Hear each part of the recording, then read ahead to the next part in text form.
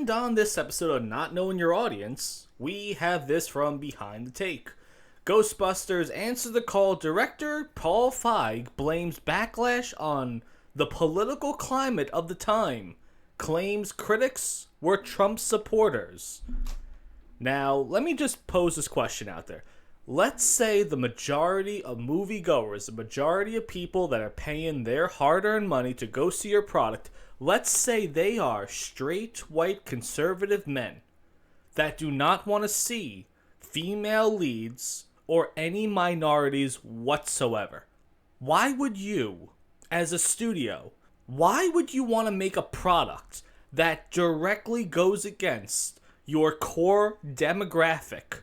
The people that are paying to watch your product, why are you making something that's not for the key members of your demographic? I will never understand this. I don't understand when all these places are coming out there and say, oh, the reason why we lost all of our money is because politics, because of, misogyny, sexism, homophobia, all this stuff like that. Why would then you as a studio cater to people that are not your core demographic? Hallmark, for the entirety of its existence, has been putting out movies that are realistically all the same. And they've been raking in boatloads of money for years.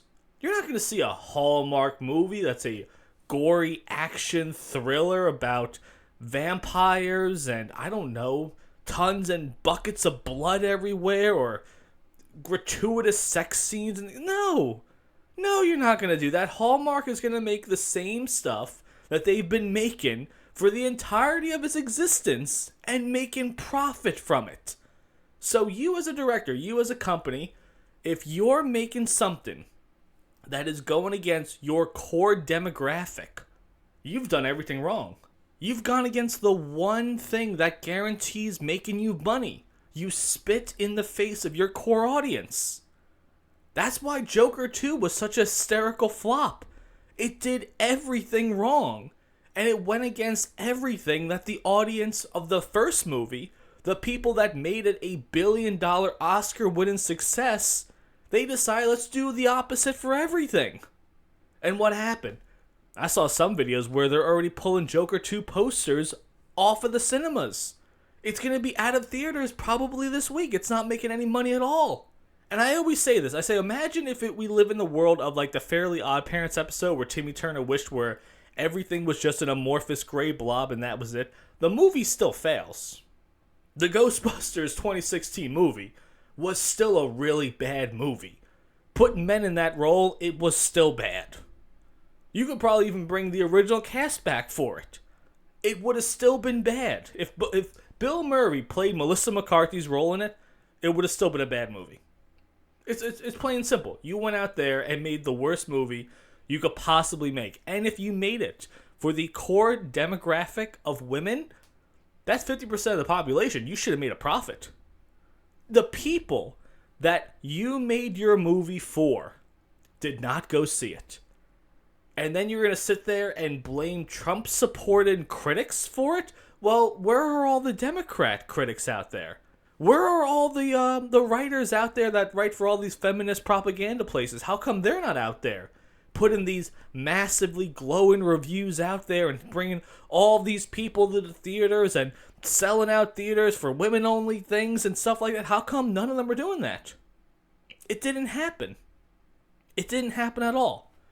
You banked on the wrong group of people to make your movie for, and as usual, they didn't show up.